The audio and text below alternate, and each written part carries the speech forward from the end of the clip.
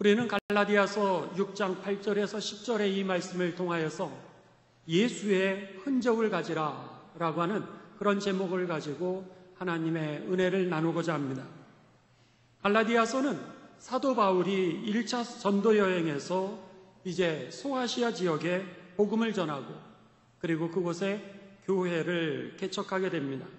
비시디의 안디옥, 이고니온, 더베, 루스드라와 같은 그런 도시에서 복음을 전하게 되고 그리고 그곳에서 교회를 세우고 이제 그 교회에 복음 서신을 보낸 것이 바로 이 갈라디아서입니다. 갈라디아 교인들은 이제 바울을 통하여서 복음을 듣고 그 믿음이 아주 예쁘게 자라났습니다. 믿음을 잘 받아들이면서 신앙생활도 잘하였고요. 그리고 전도로 인하여 많은 부흥이 일어났습니다. 사도행전 13장 48절에 보면 이방인들이 듣고 기뻐하여 하나님의 말씀을 찬송하며 영생을 두시기로 작정된 자는 다 믿더라 그랬습니다.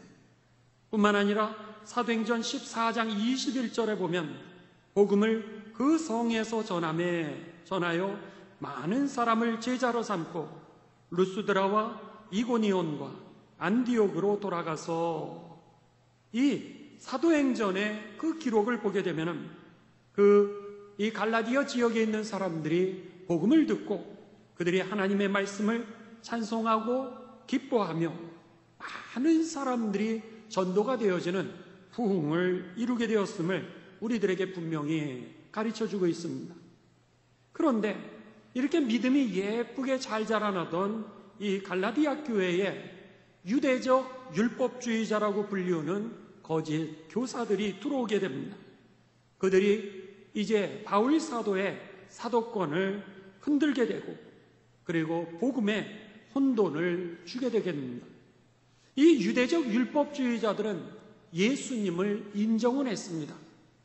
예수님을 통하여서 우리들이 구원을 받는다라고 하는 것은 인정을 했지만 그럼에도 불구하고 예수님 한 분만을 믿는 것으로서 우리의 구원은 충분하지는 않다라고 그렇게 이야기를 했습니다. 그들은 할례를 받아야 되고 예수님을 믿을 뿐만 아니라 할례를 받고 그리고 율법을 지킬 때에 그들에게 온전한 구원이 임할 것이라고 그렇게 가르쳐주게 됩니다. 이 소식을 들었던 바울은요, 진정한 바른 복음이 무엇인지 또 구원에 이르게 하는 믿음이 무엇인지를 그들에게 영적인 분별력을 가르쳐주면서 미혹에 빠뜨리는 다른 복음, 잘못된 복음, 그리고 다른 영을 그들이 가르치고 있다라고 하는 것을 가르쳐주면서 그들에게 영적인 분별을 할 수 있도록 이 복음의 서신을 쓰게 된 것입니다. 따라서 이 갈라디아서의 주제는 6장으로 되어 있는데요. 그 핵심은 바로 예수님 한 분만으로 구원은 충분합니다 라고 하는 것이 그 주제인 것입니다.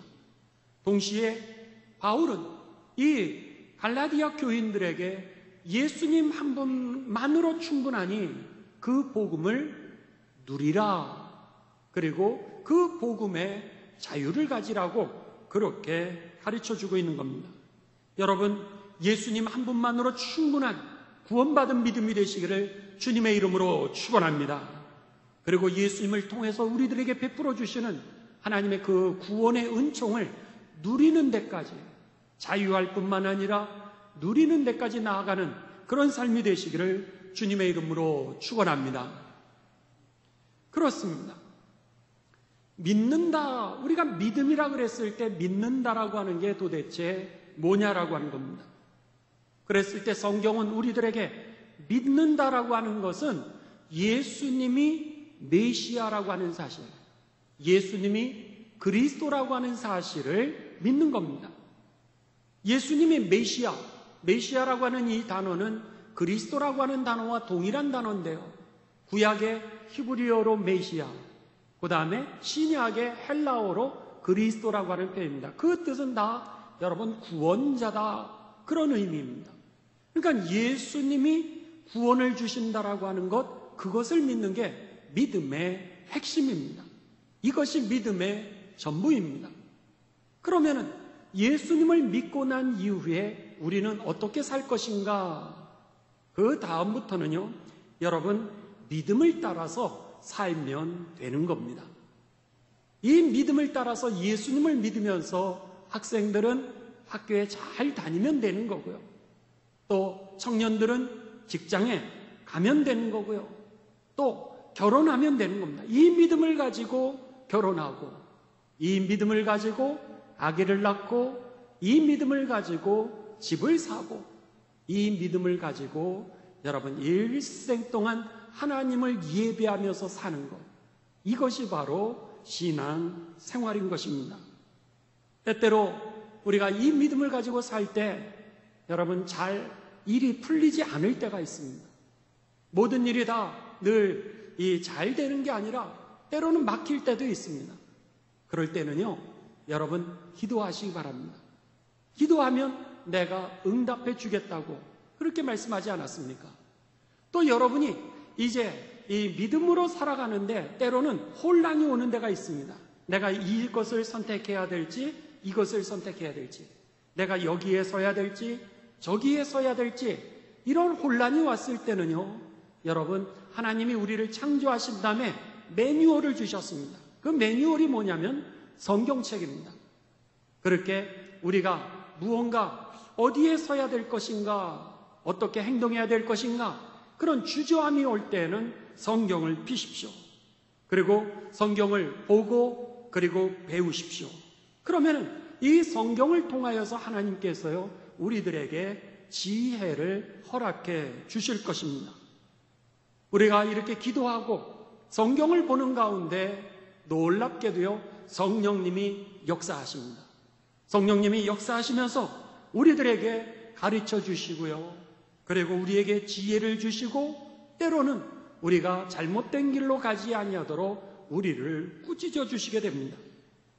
예수님은요, 이제 십자가에 죽으신 이후에 사흘 만에 부활하셔서 부활 승천하신 이후에 하나님의 우편에 계시는데, 우편에서 무엇을 하고 계세요? 우리를 위해서 중보하고 계시는 겁니다.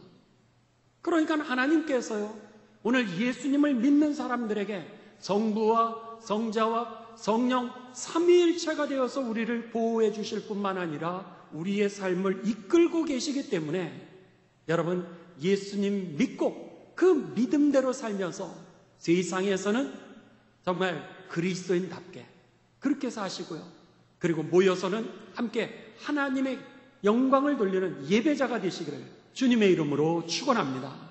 이것이 바로 바울 사도가 이 성경에서, 갈라디아서에서 우리들에게 가르쳐주는 믿음이요, 그리고 믿음을 누리는 삶이라고 하는 것입니다. 그러면은 우리가 예수님을 믿으면서 예수님 한 분만으로 충분한 이 믿음을 가지고 세상에서 다른 사람들에게 흔적 있는 그리스도인으로, 그리스도인답게 살아가려면 어떻게 살아가야 될까라고 하는 것이 이 갈라디아서의 맨 마지막 부분 6장의 결론인 것입니다. 바울은요, 이 흔적 있는 그리스도인, 우리들이 살아가기 위해서 아주 쉽게 설명을 하는데, 그것은 뭐냐면 시골에 있는 밭의 비유를 통하여서 우리들에게 가르쳐 줍니다.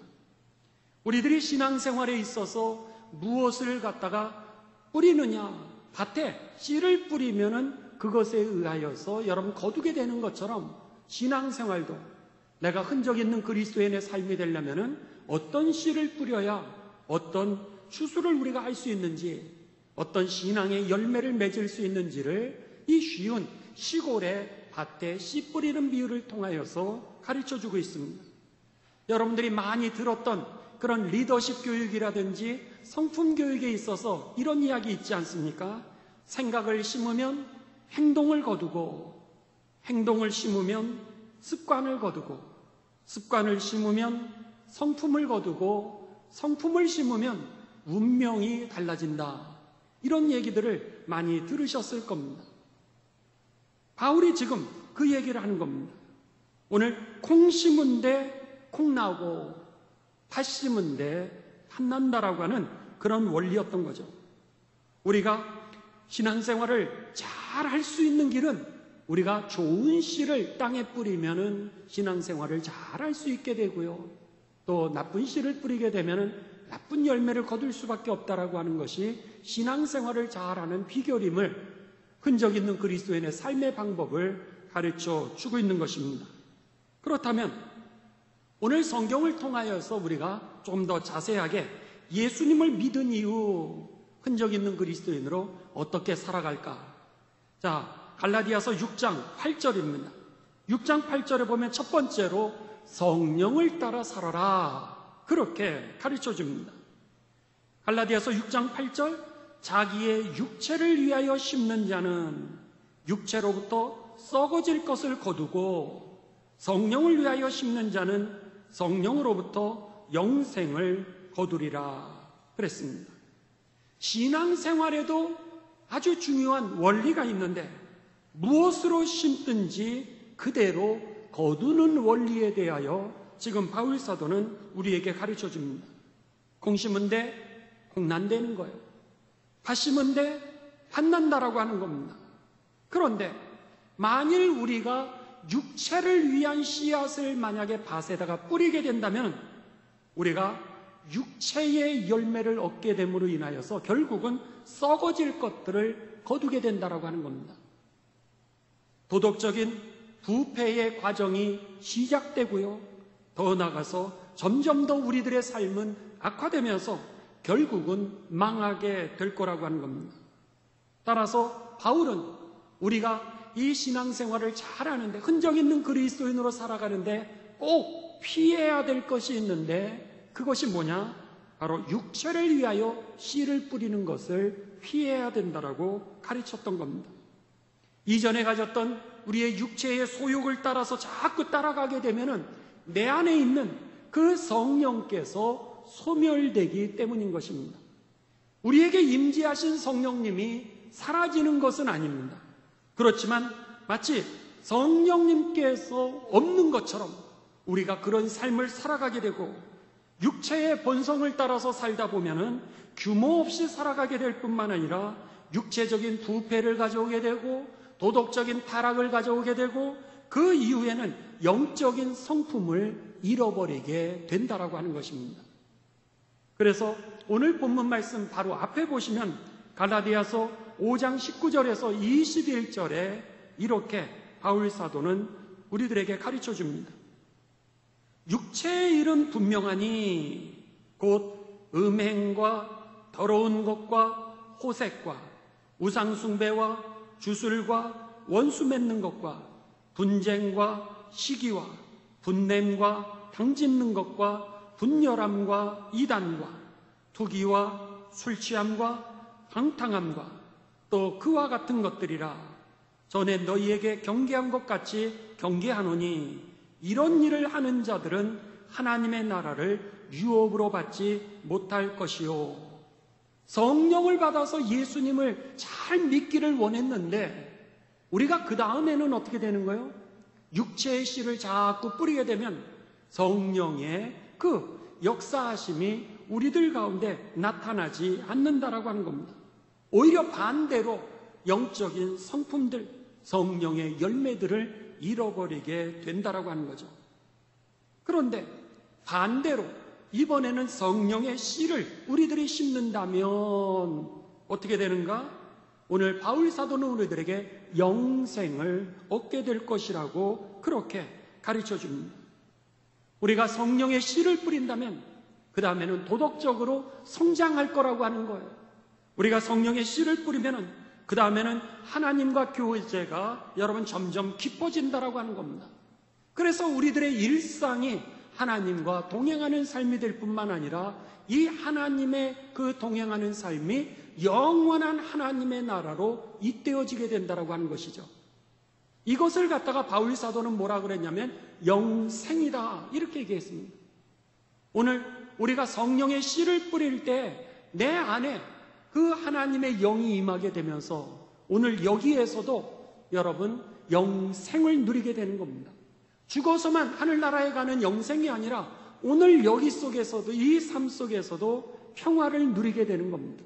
여기에서도 자유를 누리게 되고 세상에 살고 있지만은 세상에 속하지 않은 사람으로 우리가 살아가게 되면서 오늘 세상 속에서도 여러분 하나님의 복의 근원으로 살아가게 된다라고 하는 거죠.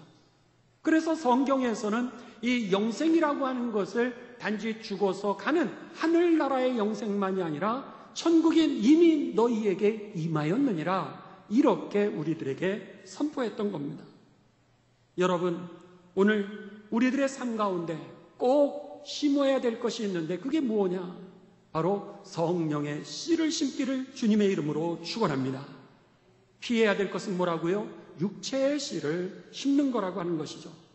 우리들의 삶 가운데 주님을 영접한 이후에 흔적 있는 그리스도인으로 살기 위해서 성령의 씨를 심게 되면은요, 우리들이 점점 더 하나님의 역사를 많이 경험하게 되고요, 그리고 초대교회에 나타났던, 사도행전에 나타났던 하나님의 성령의 역사가 더 내게 강하게 임하게 됩니다.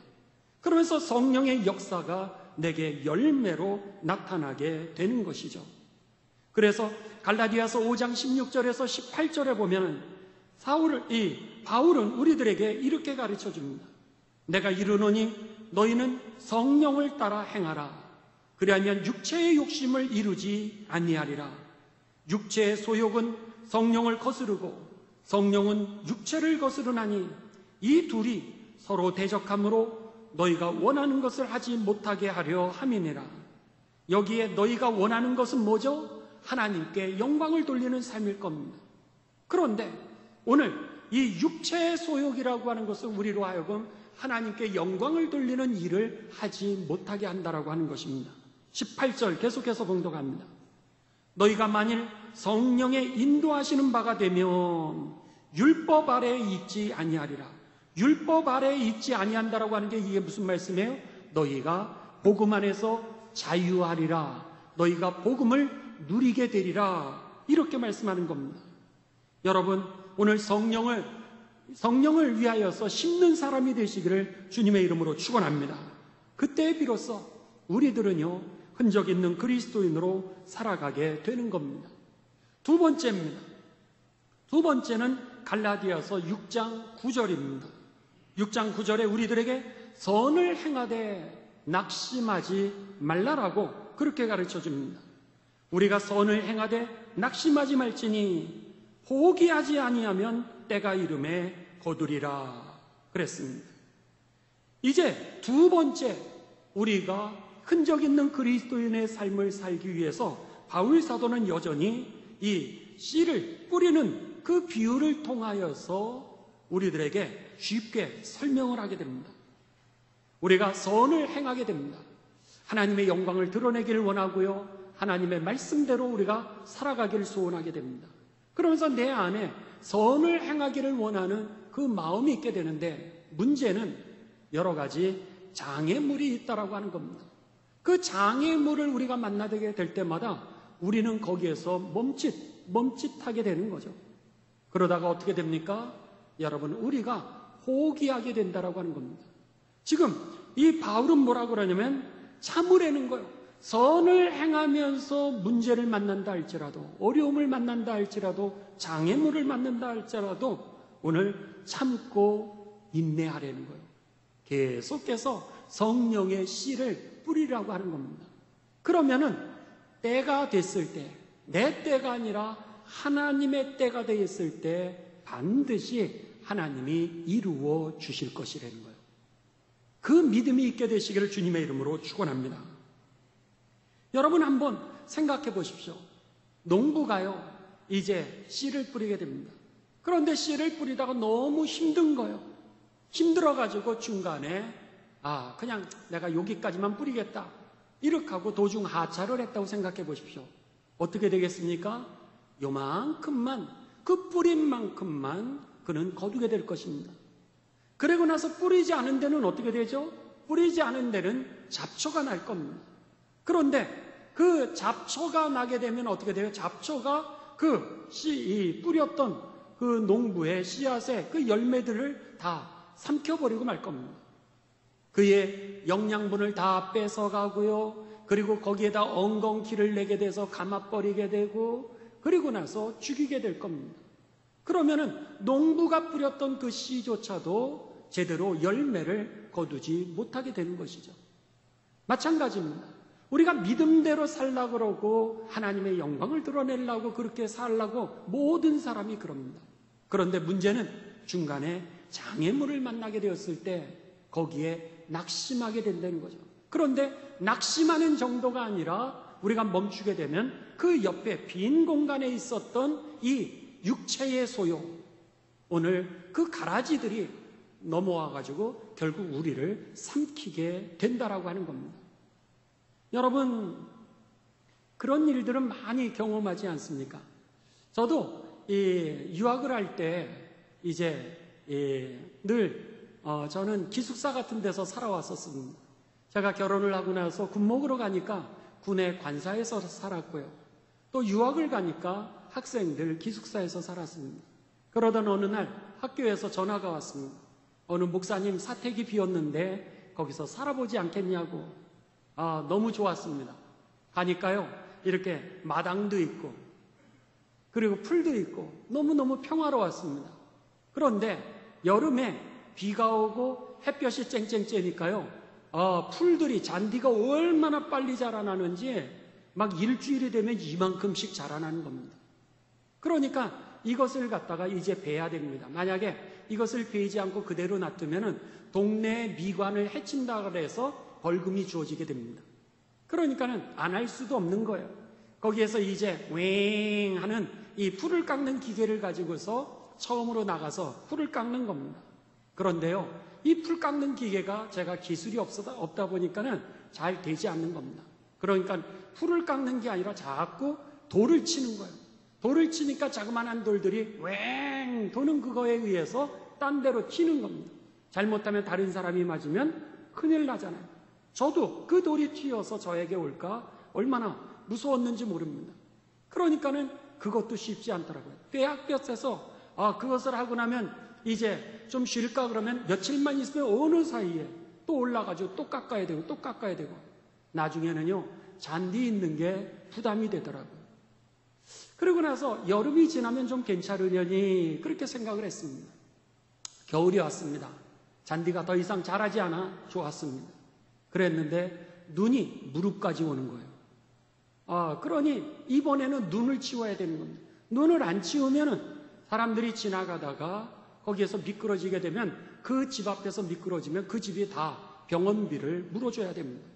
그러니까는 거기에서 눈을 치우는데 며칠에 한 번씩 눈이 오니까 이것도 보통 일이 아닙니다. 눈 오는 거 좋죠. 그런데도 어려움이 꼭 있더라고요.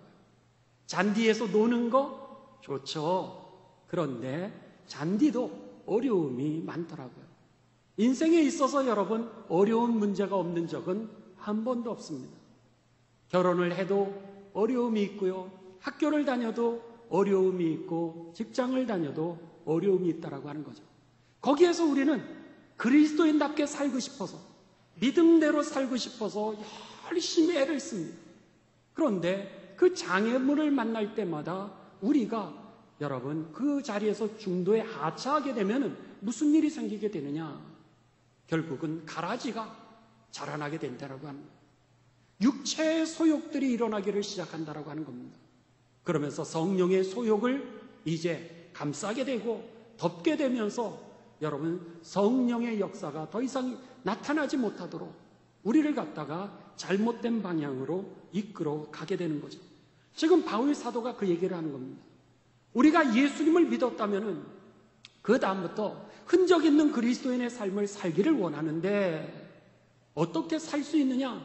그것은 선을 행하되 낙심하지 말라라고 그렇게 이야기하는 겁니다.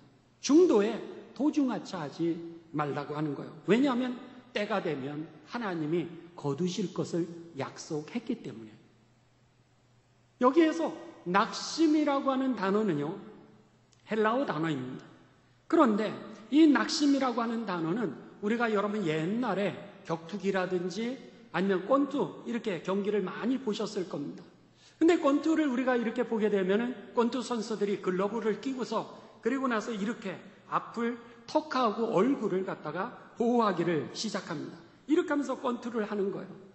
그랬을 때 왜 얼굴과 턱을 갖다가 그들이 가리우냐면은 이 턱을 맞았을 경우는 턱이 뒤에 중추신경하고 연결이 되어 있다라고 하는 겁니다. 그래서 턱을 갖다가 잘못 어퍼카트로 턱을 잘못 맞게 되면은 중추신경에 마비가 오게 되면서 기절이 되어진다는 거예요. 그러니까는 이 운동선수들마다 이 권투하거나 격투기를 할 때마다 이렇게 주먹으로 얼굴과 턱을 맞고 있는 겁니다. 그래서는 코치들이 그러죠. 가드 올려, 가드 내리지 마, 가드 올려. 이거를 갖다가 보호하는 이 주먹을 갖다가 가드라고 이렇게 표현하더라고요. 그러니까 가드 올려, 가드 올려. 그렇지만 지치면 어떻게 되는 거예요? 가드가 내려가게 되는 겁니다. 내려가면 그 사이에 어김없이 어퍼커트라고 하는 펀치가 들어오게 되면서 이 턱을 맞게 되고, 배를 때리는 이유가 어디 있습니까? 가드가 내려오기를 원하는 거예요. 그래서 이게 나도 모르는 순간에 이 배를 맞으니까 이러는 순간에 어퍼카트를 쳐서 결국은 중추신경이 마비가 되면서 KO가 당해서 이길 수 있도록 하는 그런 경기 아니겠어요? 그러니까 무슨 일이 있으면 막 매를 맞고 있으면은 그 선수에게 코치가 가드 올려, 가드 내리지 마, 이렇게 얘기했던 겁니다. 여기에 성경에 선을 행하다가 낙심하지 말지니라고 하는 낙심이라고 하는 단어가 이 가드를 내리는 상태를 의미하는 겁니다. 그것을 내리면 어떻게 된다는 거예요? 어퍼카트가 들어와서 KO를 당할 수밖에 없다라고 하는 겁니다.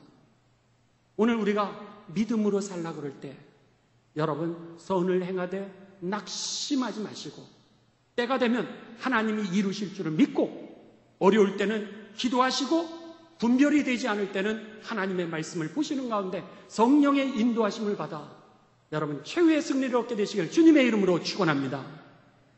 마지막 세 번째는요, 갈라디아서 6장 10절입니다. 세 번째는 기회 있는 대로 착한 일을 하라, 이렇게 우리들에게 가르쳐주고 있습니다. 10절을 제가 읽습니다. 그러므로 우리는 기회 있는 대로 모든 이에게 착한 일을 하되 더욱 믿음의 가정들에게 할지니라 그랬습니다. 기회 있는 대로 모든 이에게 착한 일을 하라고 하는 겁니다. 기회가 있다라고 하는 얘기는 반드시 기회가 없는 날이 온다라고 하는 것을 의미하는 것이죠. 기회가 늘 있는 게 아닙니다. 우리가요, 여러분 이렇게 예배를 드릴 수 있는 날도 이렇게 늘 있는 게 아닙니다. 어느 순간인가 우리가 이제 시력이 나빠지게 되면은요, 성경을 읽고 싶으셔도 성경을 잘 읽지 못할 때가 속히 오게 됩니다. 또 우리가 옛날에는 성경을 한번 읽으시면은 이렇게 다른 사람에게 전달해 줄 수 있을 정도로 다 지력이 있어가지고 다 이해가 되었는데요, 어느 순간부터인가는 기억이 되지 않아가지고 여러분 성경을 읽는 것을 우리가 포기하는 적도 얼마나 많은지 모릅니다. 이렇게 예배에 나오시는 것도 쉬운 일이 아닙니다. 어느 순간에 가서는 우리의 관절에 무리가 오게 됩니다. 일생 동안 관절을 쓰니까. 그러니 그 다음부터는 관절이 말을 듣지 않게 되면은 우리들이 예배 드리고 싶어도 예배 드리는 것이 쉽지 않다라고 하는 겁니다. 인간은요, 유한한 존재입니다. 그 시간이 속히 오는 거예요. 우리가 믿음으로 살라고 그렇게 애를 쓰지만 기회라고 하는 것은 늘 오는 게 아니라고 하는 거죠. 시간이 지나가면 잃어버리게 되고 그리고 다시는 그 기회가 돌아오지 않기 때문에 기회를 주셨을 때, 그런 표현입니다. 기회를 주셨을 때 그 기회를 놓치지 말고 오늘 선한 일을 행하라, 이렇게 우리들에게 말씀하고 있는 겁니다. 거기에서 우리가 흔적 있는 그리스도인의 삶을 살아가게 되는 거죠. 여러분, 우리 한국의 최초의 그 의료원이죠. 의료원은 이제 광해원이라고 하는 것을 국사책에서 배우셨을 겁니다. 1884년입니다. 알렌이라고 하는 그 의사 선교사죠. 의료 선교사가 한국에 들어오게 되면서 이 왕립 그 병원이라고 합니다. 왕이 주관해서 운영하는 그런 병원이죠. 왕립병원이었던 광해원을 이제 세우게 됩니다.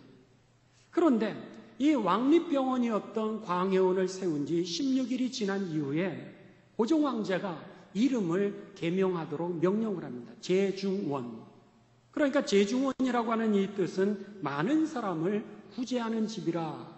그래서는 이 광해원을 세웠다가 이것이 개명되면서 제중원이라고 하는 한국에 있어서 최초의 이 서양식 병원이 설립되게 됩니다.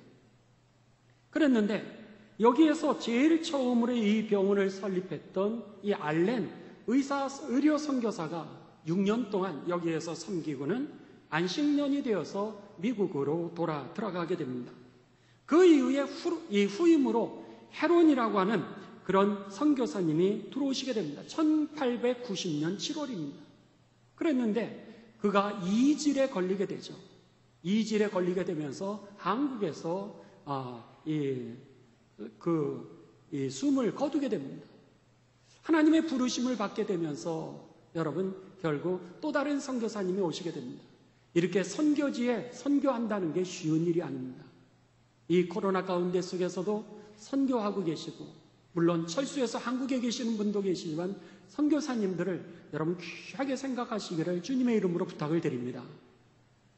이렇게 한국의 이 불모지에 찾아와서 그 의사가 그냥 풍토병에 의해서 죽어가는 겁니다. 그리고 나서 이제 에비슨이라고 하는 그 선교사님이 우리나라에 오시게 됩니다. 그러면서 이 왕립병원이었던 이 제중원이 이 선교사님을 통하여서 미국 선교부의 민간 운영으로 이제 바뀌게 됩니다. 민간 운영으로 바뀌게 되면서 이 에비슨 선교사님이 섬기다가 이제 그가 안식년을 맞이하여서 미국으로 돌아가게 됩니다. 그러면서 미국에 돌아가서는 그가 선교대회에 참석을 합니다. 선교사님들 한국에 오시면 선교대회, 선교보고대회가 있잖아요.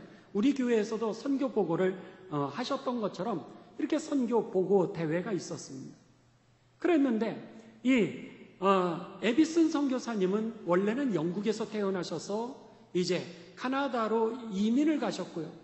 거기에서 의학 공부를 하시고 의사가 되고 그곳에서 의대 교수로 섬기셨습니다. 그러던 어느 날 그가 예수님을 잘 믿고 있었던 형제였는데 이 언더우드, 한국의 조선 땅에 복음을 전하러 왔던 언더우드가 이제 그날 강사로 와서 거기에서 집회를 하게 됩니다. 그러면서 조선이라고 하는 땅을 소개하게 되고 거기에 하나님 나라의 하나님의 계획을 갖다가 이제 선포하게 되는 것 속에서 이 에비슨 선교사님이 은혜를 받고 그리고 나서는 한국의 의료 선교사로 그가 헌신을 했던 겁니다. 그리고 나서 한국에서 그가 섬기다가 안식년에 카나다로 돌아가서는 자기 친구에게 그곳에 한국에 있는 그 병원에 대한 이야기를 했어요.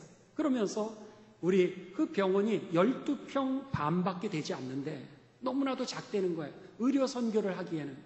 그러니 이것을 좀 확장해서 좋은 시설에서 한국 사람들, 조선 사람들을 이제 선교하면서 봉사하면 좋겠다라고 하는 그런 비전을 얘기하게 됩니다. 그러자 그 친구가 건축 설계사였는데 무료로 그 병원에 대한 설계를 해주게 됩니다. 설계 도면을 주면서 그 건축 비용이 얼마가 견적이 나오게 되면 1만 달러가 나오게 됩니다. 그리고 나서 이 카나다에 있었던 이 에비슨 선교사님이 뉴욕으로 가게 됩니다. 뉴욕으로 가서 이제 그 어느 집회에서 그 조선 땅에 있어서의 그 선교 보고를 하는데 그 선교 보고를 듣고 그리고 거기에 있는 회중 중에 한 명이 은혜를 받게 되었습니다. 은혜를 받고 이 집회가 끝난 다음에 에비슨 선교사님에게 내가 어떻게 하면 도와드릴 수 있을까요? 어떤 계획을 가지고 계세요? 그랬더니 이 에비슨 선교사님이 12평 반이 되는 그 제중원을 이렇게 건축 도면을 가지면서 그리고 그 비용은 1만 달러가 되는데 이렇게 하나님 앞에 기도하고 있습니다. 그랬더니 그분이 기쁘게 그 1만 달러를 갖다가 그에게 후원하게 됩니다.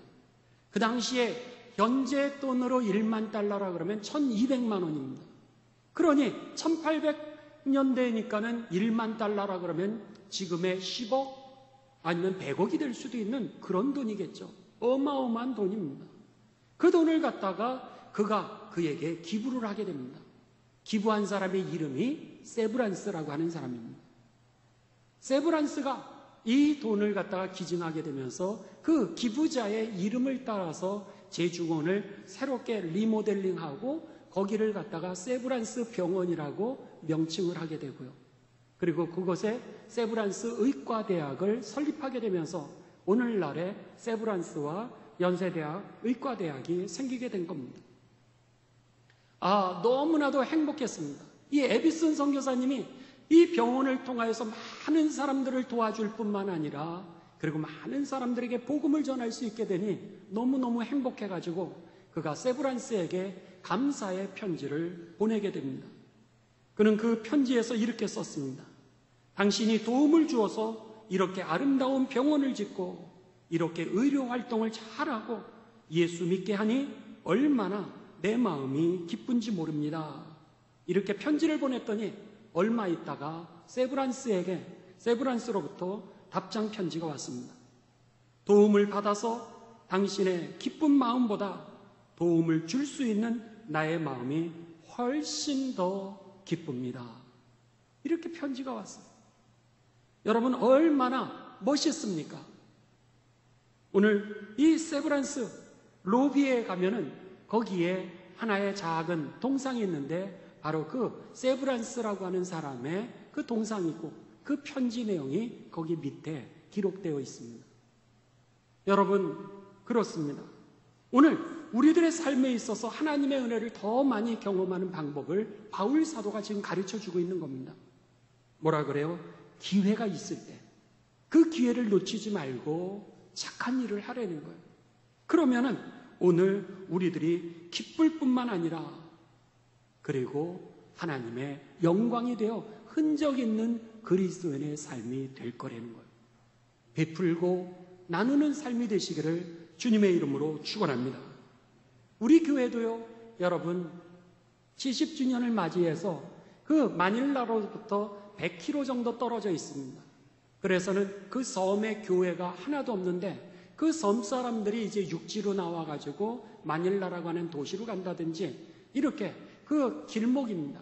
그 항구에다가 우리 70주년 그 기념 센터를, 브레드 미션 센터를 세우고 있습니다. 거기에서 그들이 와서 잘 수 있는 곳, 거기서 예배 드릴 수 있는 곳, 그리고 거기에서 그들을 제자 양육해서 섬으로 파송할 수 있는 곳을 우리가 지금 준비하고 있습니다. 또 하나는 네팔의 70주년 브레드 미션 센터를 이제 준비하고 있습니다. 네팔의 이 서쪽입니다. 그러니까 북서쪽에 그 우리 피터 전도사님 계시는 그 아버지 교회 있는 지역인데 거기에 교회가 없습니다. 피터 전도사님 아버님의 교회 세운 데 외에는 그 지역 전체 몇 개 준하되는 한국보다 더 큰 땅에 교회가 없습니다. 그 지역에 우리가 브레드 미션 센터를 세우고 거기에서 이제 예수님의 제자들을 양육하고 그 지역에다가 파송하는 일을 우리들이 준비하고 있습니다. 한국이 여러분 이렇게 될 줄 누가 알았겠습니까? 알렌 선교사님 그 한 분의 헌신으로 인하여서 여러분 한국에 이렇게 복음화가 되고 우리 아펜셀로 언더우드 선교사님을 통하여서 100년 후에 이렇게 될 줄은 아무도 몰랐습니다. 마찬가지입니다. 여러분 우리가 세우는 그 브레드 미션 센터가 별거 아닌 것처럼 보이지만은 100년 후에 그 민족을 바꿀 줄을 우리는 믿습니다. 하나님이 그 계획을 있으셨기 때문에 우리에게 그 기회를 주셨고 우리에게 주신 기회를 우리가 놓치지 않고 착한 일을 하고 있는 것이죠. 그런 면에 있어서 오늘 본문 말씀 우리들에게 이 말씀을 하고 있는 겁니다. 하나님의 복음을 받았느뇨? 그렇다면 누리면서 살라는 거예요. 어려울 때는 기도하고 문제가 있을 때는 성경 보고 성령님의 가르치심과 지혜와 인도하심을 받고 그리고 우리들로 하여금 흔적 있는 그리스도인이 되기 위하여서 오늘 무엇 하라고요? 성령의 씨를 뿌리라는 거예요. 그리고 선한 일을 하면서 낙심하지 말라는 거예요. 그리고 기회가 될 때마다 할 수만 있다면 나 하나 잘 먹고 잘 사는 삶을 살지 말고 5,000명을 먹이면서 착한 일을 하면서 살라는 거예요. 그러면은 예수님께서 뭐라 그러셨냐면 예수님께서는 요한복음 13장 35절에 이렇게 말씀하셨습니다. 너희가 서로 사랑하면 이로써 모든 사람이 너희가 내 제자인 줄을 알리라 그랬습니다. 그런 우리들의 모습을 보면서, 포기하지 않는 우리들의 모습을 보면서 그들이 우리가 예수님의 제자구나, 여러분 그렇게 인정을 하게 되는 거죠. 오늘 장로님 기도해 주신 것처럼 사람들이 우리들의 모습을 통하여 하나님을 만나게 되고 하나님께 영광을 돌리게 되는 겁니다. 그런 삶을 이 사도 바울은 갈라디아서 6장 17절에 이 갈라디아서를 마무리하면서 뭐라고 표현하냐면, 이후로는 누구든지 나를 괴롭게 하지 말라. 내가 내 몸에 예수의 흔적을 지니고 있노라. 내 몸에 예수의 흔적을 가지고 있다라고 그렇게 표현했던 것입니다. 바라기는 저와 여러분이 흔적 있는 그리스도인이 되셔서 하나님께는 영광이 될 뿐만 아니라 많은 사람들 구원하는 복의 근원이 되시기를 주님의 이름으로 축원합니다.